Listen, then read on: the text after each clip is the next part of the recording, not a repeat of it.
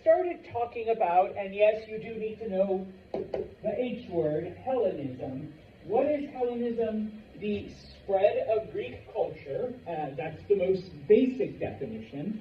But remember that when Greek culture spreads in some of the areas that we looked at, it doesn't just like take over, but it does mix with some of the local cultures. And so we see the mixing of Persian and Greek culture. We especially point out specifically, we see the mixing of Egyptian and Greek culture. All right, and many times those things then spread as well, and so people begin to adopt these new hybrid or Greekified local cultures. Okay, and then we finished off talking about how Greek culture becomes so prevalent that even in the areas, because we see this mainly in the places where Alexander the Great conquered, but it becomes so prevalent and it spreads to so many places because, that eventually people like the Romans and the Carthaginians, etc., they begin to absorb Greek culture and adopt it as their own. All right? And so now we move back to South Asia and back to some of the areas where, in fact, Alexander does conquer. Okay, so the effects of Alexander's conquest. First off, okay, and these are like two separate things, but I didn't want to do two separate slides. All right, so first off, okay, Alexander does conquer the area that is today Afghanistan. Okay. Afghanistan is kind of up in a mountainous region. It's at a higher elevation than, a lot of other areas. And so in order to go through there, Alexander had to he had to either use the narrow passes that exist, that are there in the mountains, or in areas where there was literally no way to pass, Alexander had his engineers basically carve their way through. Okay, and so his armies then are able to go in and conquer this area. All right. Well, remember, Alexander's men refused to continue fighting, and so they have to turn back and head back home. Into Persia, but on their way home. And so they do abandon this area. This area, is kind of left on its own for a little while. Don't worry, other people soon move in. But the area is left on its own. And so, number one, it becomes easier because Alexander has already, carved roads into the area. So it becomes pretty easy for other groups to either migrate or, flat out conquer the area. Okay, but we will talk about this, it becomes the foundation for what later becomes known as the Silk Road. Okay, we will talk about it, but the Silk Road is basically, the path that merchants and traders took to go from China, okay, all the way to the westernmost parts of Anatolia, and then from Anatolia, this is like a future, from Anatolia into Europe. Okay, now, those of you that have studied history before, why do we call it the Silk Road? What was the main product that was coming from China? Silk. Okay, or at least that was the most memorable. All right, because there is other stuff. Okay, but if Alexander hadn't carved his way through Afghanistan, who knows, all right, if that would have happened, or if it would have happened later, or if it wouldn't have been as an effective trade route, etc. Okay, and so, pretend I switch slides. Okay, now, remember that Alexander does, in fact, enter India. He does conquer parts of India. He does cross the Indus River, and he does defeat an Indian army that was sent to stop him. Okay, but once again, okay, His men don't want to fight anymore. His men don't want to continue. And so Alexander retreats. Okay? This actually leaves a power vacuum. Okay? Because Alexander had defeated the dominant powers in the area and then just leaves. Okay? And so now we have all of these different warlords that are left over who were like, who's in charge? Okay? And so they start fighting amongst themselves. Okay? Now, a man named Chandragupta Maurya, all right? He's typically just referred to as Maurya in most texts. It's just shorter, easier, but I call him Chandra. Just take the first name. Chandragupta. He basically conquers an area of India known as the Magadha Kingdom, because once again, if you recall, India wasn't united. India was like separate little kingdoms, all right, that had been, created when the Aryans came in and mixed with the locals and all of that kind of stuff. Okay, bless you. So Chandragupta conquers the Magadha Kingdom, and then from there he begins to conquer most of northern India. Okay, so for the first time we see a unification. It's not all of India. Okay, nobody does that until the British come along in like the 1700s, and they forcibly, take over stuff. But under Chandragupta, all right, we see him conquering, parts of northern India. This becomes known as the Mauryan Empire, all right? And so, once again, the reason it happens, well, it's not Hellenism. The reason it happens is because of Alexander, okay? If he hadn't conquered the area, if he hadn't, destroyed the existing powers that were there wouldn't have been a power vacuum after he leaves, and it wouldn't have allowed the Mauryan Empire to become a thing. Okay? Now, what allows the Mauryans to, not only conquer but establish themselves, number one, the area that they conquer, they discover a lot of iron. Okay? By now, we're in the Iron Age. And so with this iron, they're able to create weapons and tools and armor and all kinds of things. Okay? In this case, this is the part of Asia, the part of India where elephants exist. Okay? And so, even though it didn't work against Alexander, elephants are still being used as war machines. Okay, to scare and intimidate, your enemies. All right. Now, just a little fun fact, because, Mr. Sanchez loves to throw these out there. There are elephants in Africa, and there are elephants in India. Okay. They're actually two slightly different species. Okay. Anyone know the difference between an African elephant and an Indian elephant? There's one clear way to tell. Oh, no pictures. Their ears. No, not the tusks, the ears. African elephants have bigger ears. Asian elephants have bigger ears. Okay? Also, if you look at the ears on an African elephant, they actually look like Africa. It's just a weird thing. Okay? Whereas the Asian ones, they're just like, just flops of whatever. But the African one, it's actually yeah. Okay? But the size of the ears. Okay? Then you see, you also, so now next time you go to the zoo, you're with someone, Madison's going to be like, Mom, you can tell this is an Indian elephant, an Asian elephant. Okay, that one over there, African elephant. And, Mom will be like, my daughter did this. All right, you're like, no, I just paid attention in history class. All right, now, okay, anyways. Who was Chandragupta? Who was this guy that establishes this empire?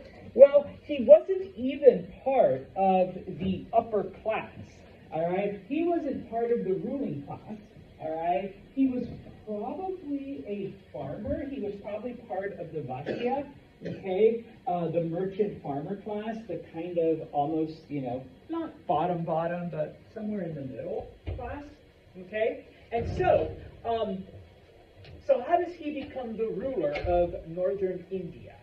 Okay, well, basically, he wasn't out there fighting.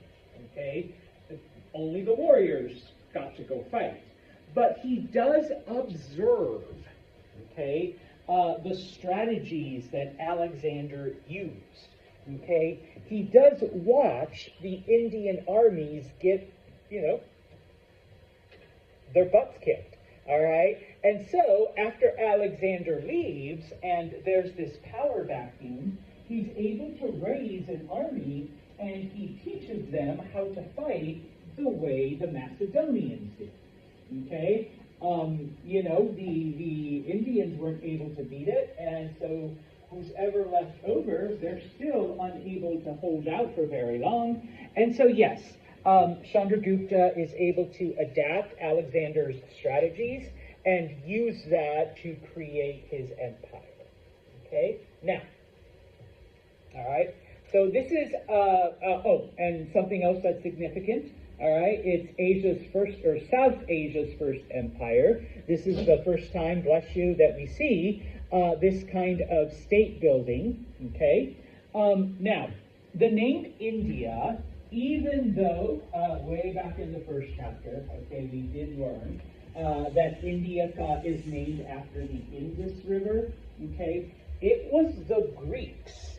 It was Alexander who, when he saw the river, all right, he named it, number one, the Indus River, and he named the people, or the area, India, which literally just means on the other side of the Indus River. Okay? So it is actually a Greek name, but everybody has adopted it, including India and the Indians. Okay? Now,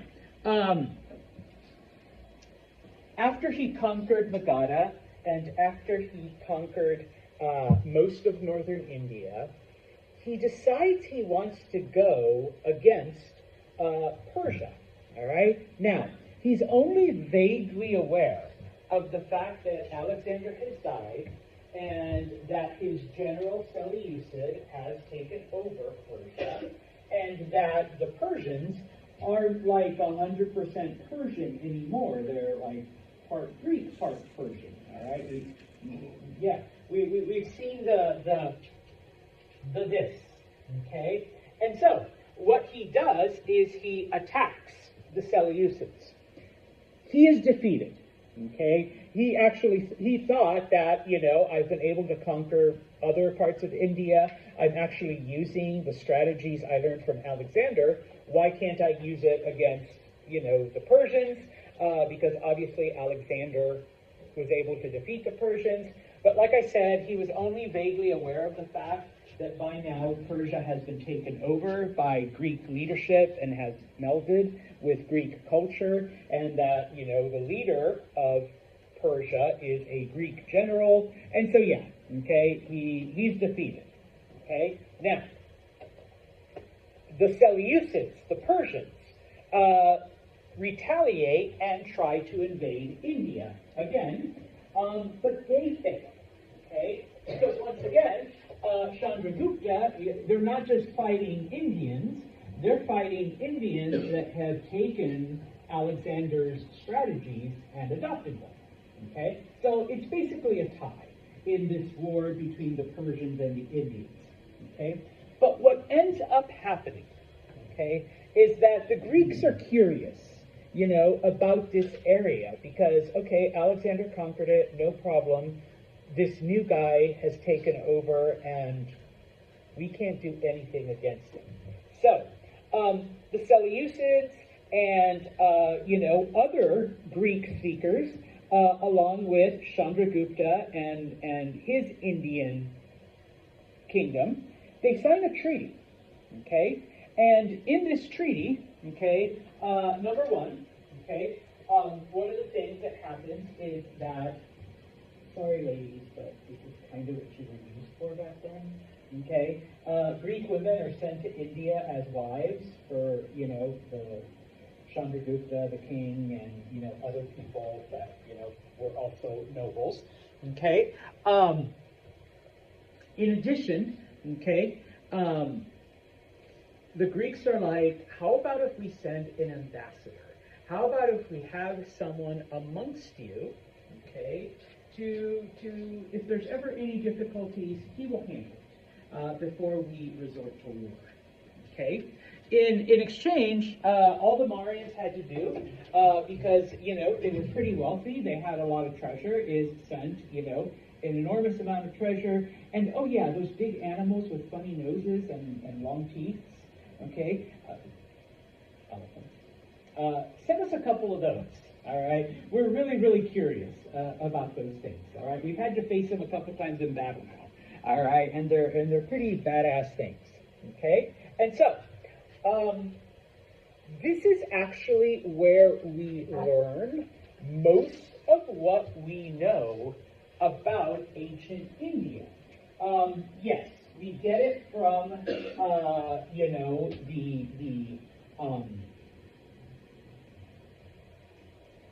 the Vedas, sorry. We get it, we refer to it as Vedic, all right? But it was this man, Megasthenes, who was able to get copies of the Vedas and translate them into Greek, and then that knowledge then, spread, and here we are, sitting in History 101, or fast, like SpongeBob says, 3,000 years later, you're learning about it, and we learned about it, a couple months ago, all the things about this time period. Okay. Now, in addition to that, and it's kind of interesting because yes, Megasthenes was there as an ambassador, but he was also there to spy on the Indians. Okay, because all right, we can't let these people from way in the middle of nowhere just kind of rise up against us again. Okay, so he spends 12 years amongst the Indians. And he records everything, okay? He keeps track of all of his observations. And like I said, he's actually the one that reads the Vedas, and he translates it, so he learns, the native languages. And he's able then to share, how these cultures came about and, all of the things. And when he returns, he actually goes all the way back to Greece. He goes back to Athens. And he publishes a book called Indica, where everything that he's learned in the last 12 years, and like I said, this is how we get our knowledge of all of this, okay? So the thing that he observes is that there are all types of social classes, okay? It's a stratified society, and you have people that occupy every single, occupation that you can think of, all right? And obviously, I'm not going to get into all of the specifics that he wrote.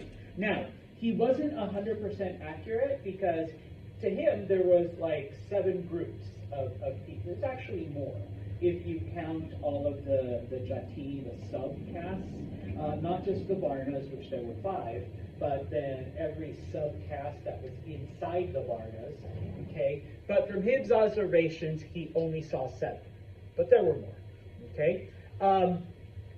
He's like, it's weird because they're very strict, but nobody rebels against it. People just accept it, okay? Now, he kind of he kind of understood why the people respected the orders, but remember, if you followed, if you did everything that you were supposed to do, no matter what your social order was, you're going to die, and what do you reincarnate into if you have followed all of the rules of your social class? Into the next one, yeah. Okay, and if you've been a bad, let's say a bad farmer, you either stay the same, thank you can use your words, Ken, you either stay the same or you drop, you get kicked back to the garbage cleaners or whatever, Okay? And so while Megasthenes didn't really understand all of that, okay, what he did see was, oh my God, nobody complains. Everybody, like, the garbage cleaners do their garbage thing, and people are, like, mean to them, and they don't, like, rebel. They don't complain. They just go and do it day after day after day. Okay? Like I said, he kind of grasped the concept, but he didn't 100% understand that, sorry, Madison. Madison held out the hope that after she died and reincarnated, you come back into a higher class. Okay? He was like, you know what? And you could be like the lowest of the low, but you can't intermarry, all right? You could be in the same, like in the middle with someone that's just one class above you. You still can't marry them, And to him, this felt weird because in other cultures, if you come from a poor family, okay, one of the ways that you can, is by marrying a rich person, take most. And it's like, suddenly you've just, left ahead, all right, in the social standing. Or you arrange for your daughter to marry the son of a rich guy, all right, all right, so now my daughter from a poor family and his son from a rich family, okay, and so now my daughter has a better life, and so will my grandchildren, and all of that. He's like, you can't even do that. Hell, we're not even talking about marriage here. You're not even allowed to sit together or eat together. Okay? All of the classes, stay separate. All right? And like I said, he didn't quite understand that even the jati, okay? So the guy that works with copper does not sit or eat or associate with the guy that works with gold. Okay? Because, got to keep them separate. Okay? He does observe that everywhere there's trees and roads. Okay? Which is, the Persians did that, but it's not something that the Greeks or even the Egyptians had. All right? So he's like, hey, here's a wild, crazy concept. All right? If we want a road between Athens and Corinth, that's like clear. All right? And let's like put something there. And oh, by the way, let's make it pretty and put like trees and other things. Okay? And then, of course, to him, it was kind of like, he's like, this is like an entire Sparta in one social class, because there was a social class that all they did was fight. That was their only job. Okay? Because even the Spartans, okay, when you weren't fighting, you took care of your business, you took care of your farm, you took care of, whatever. Okay? But to the rest of Greek culture, it's like, you have a business, but when the Spartans come attacking, Edward grabs his sword, his shield, his armor, and he goes off and fights them. And if he survives, then he comes home and goes back to his farm and his business and all of his stuff. And he's like, no, these guys, that's all they do. All right? So where do they get their food? Well, other people give it to them, okay, as a thank you for defending them. Okay? They are literally just warriors. That's all they do. So they're like extreme Spartans, kind of, okay? If you can have that. All right? And so, eventually, okay, the Mauryan Empire starts right here. Under Chandragupta, he's able to conquer northern India.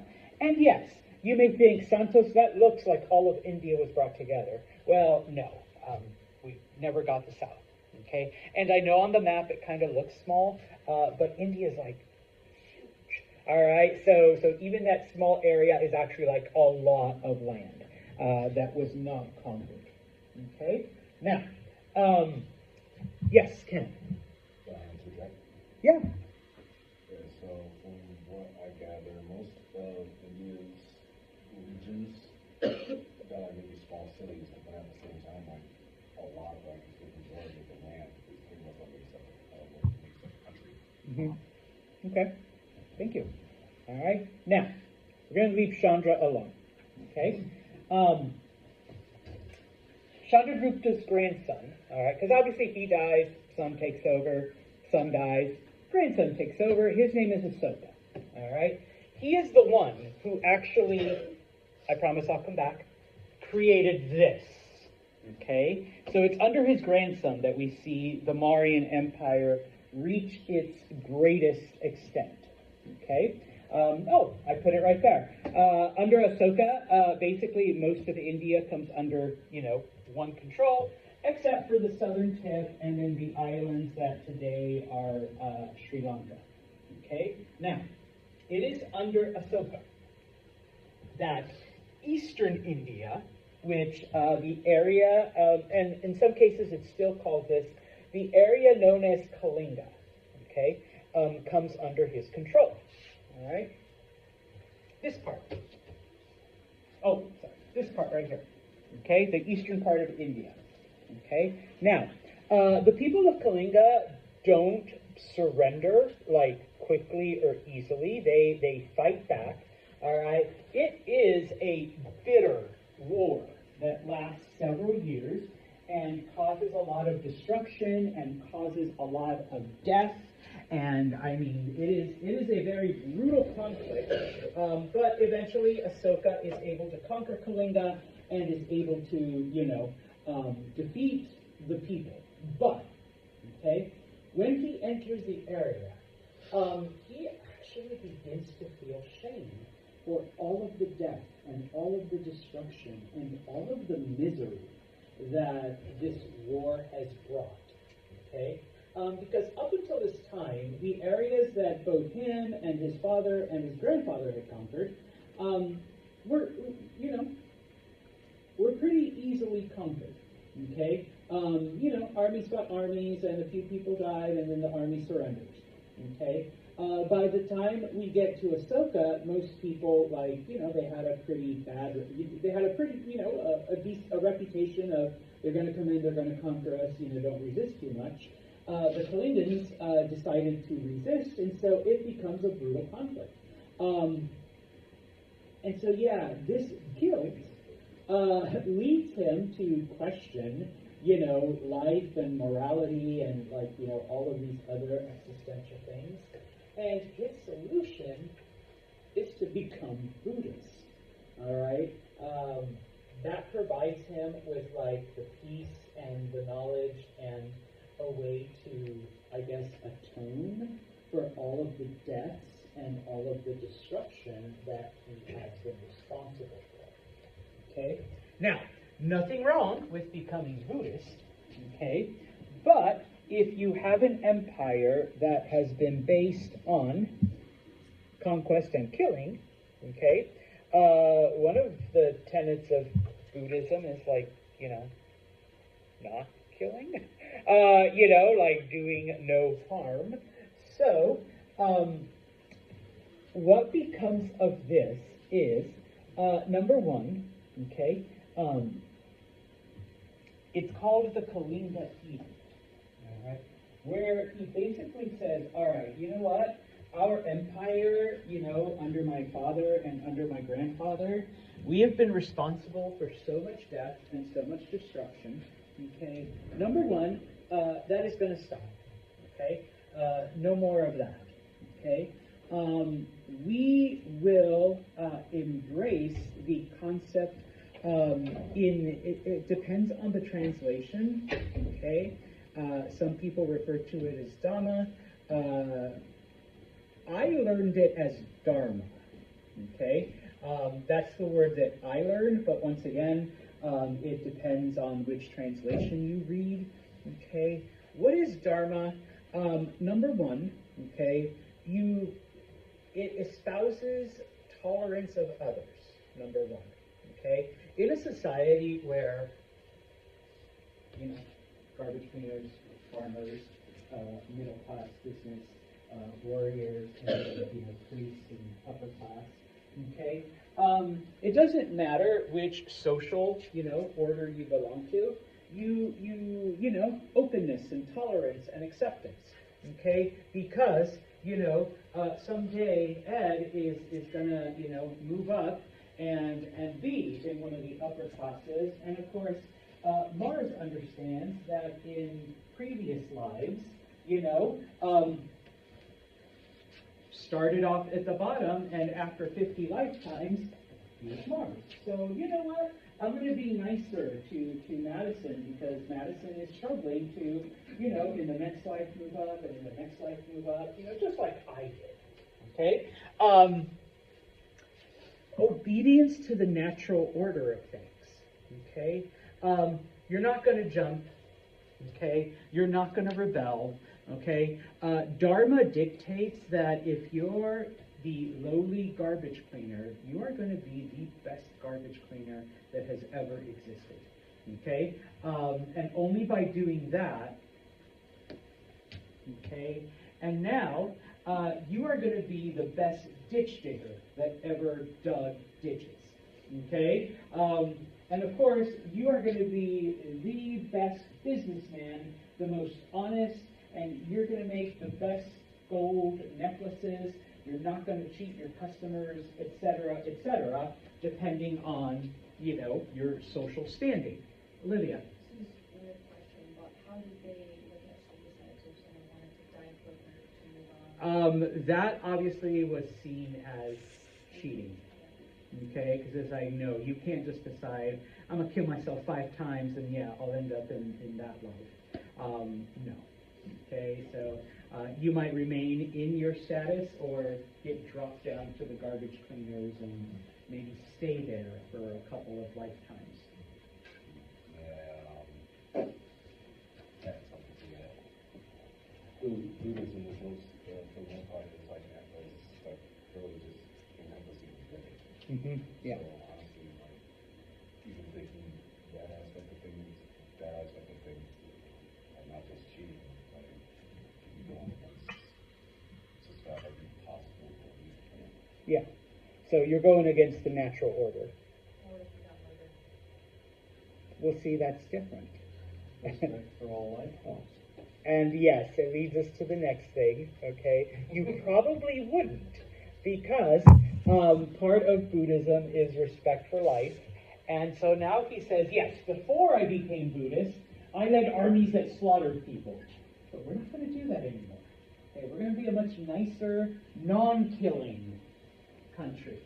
Okay, so yeah, all right. And of course, everyone has to now start following this. So we see an expansion of Buddhism throughout India. Okay.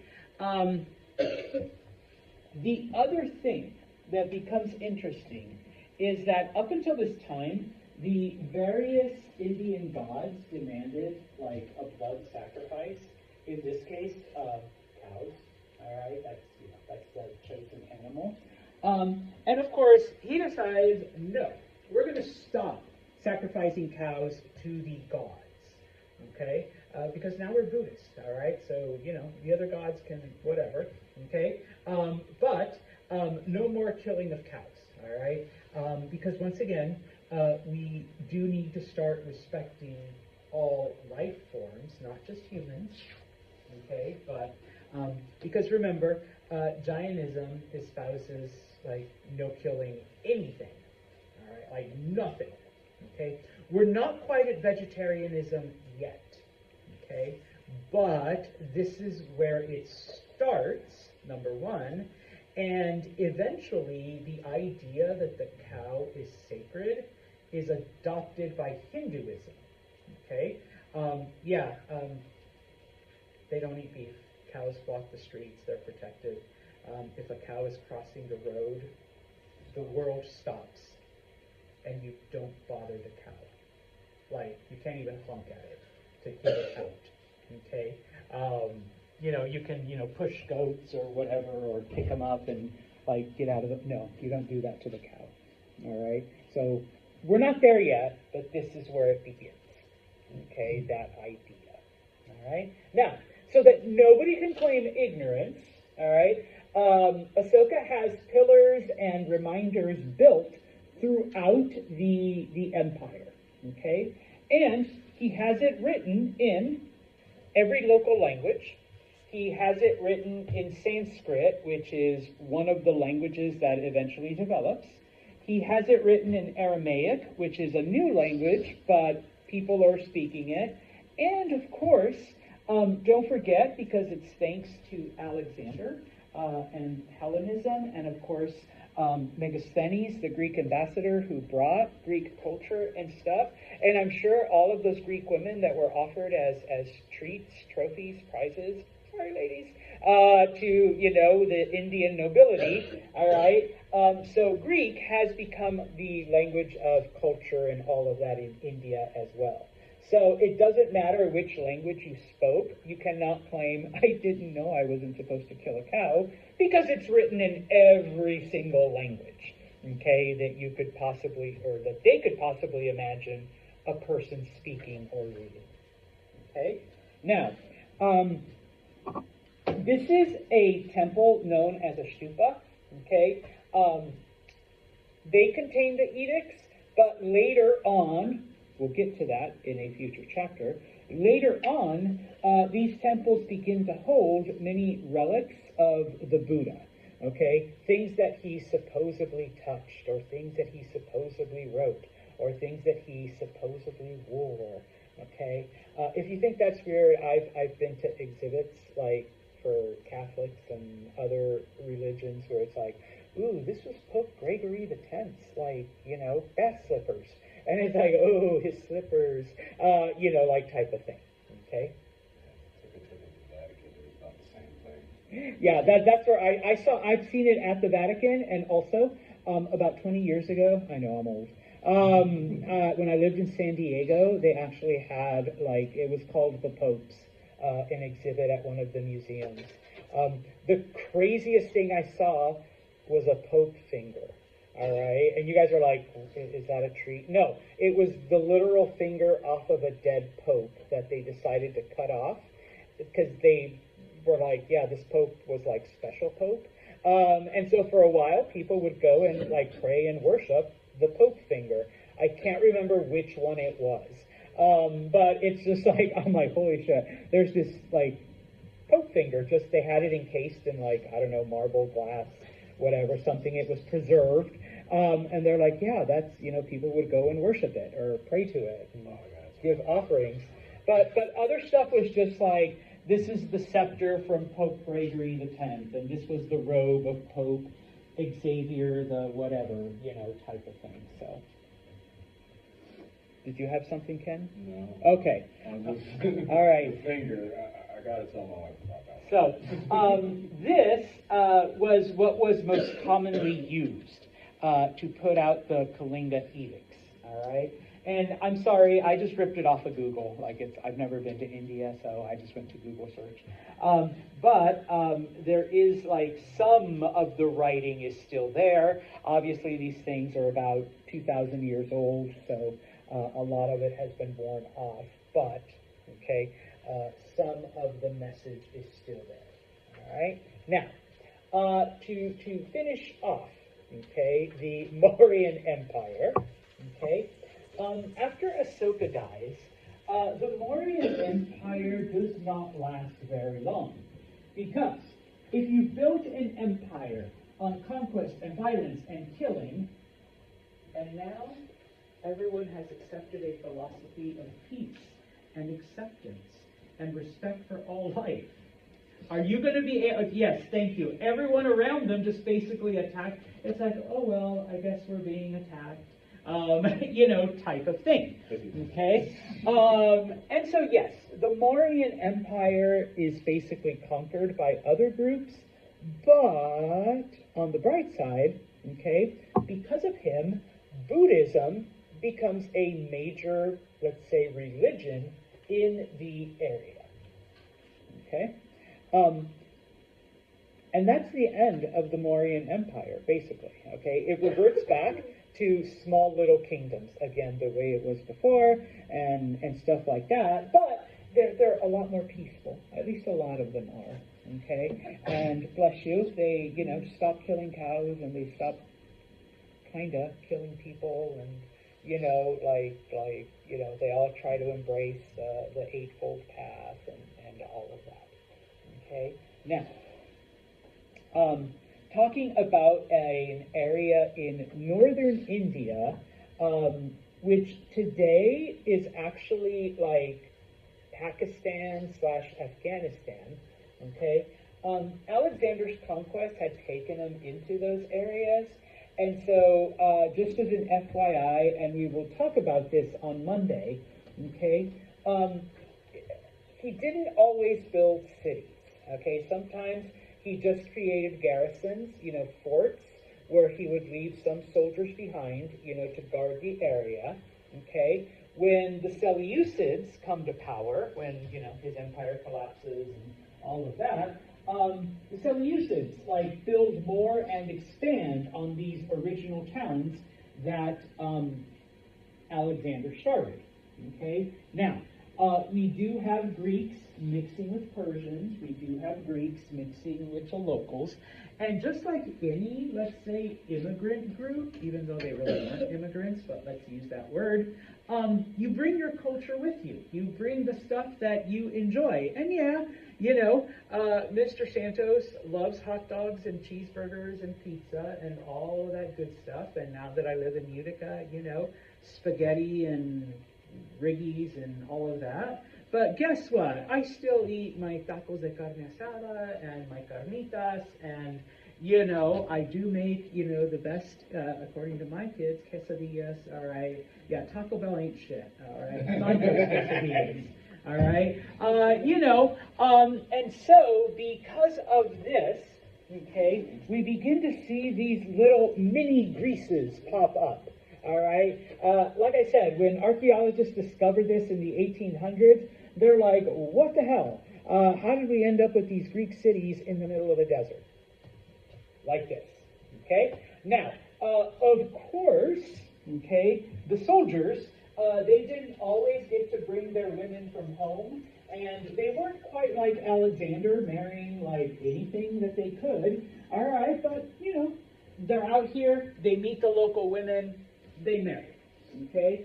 And their children then are Greco, fill in the blank, with whatever local group, okay? And so we begin to see then new cultures developing that, once again, kind of like Egypt, all right? Kind of like Persia, obviously not as expansive and not as influential, where, yes, it's this hybrid of whatever and Greek, okay? And, of course, just like everywhere else, if you're going to be considered educated and upper class and refined and cultured, you speak your language, whatever language that might be, plus what else?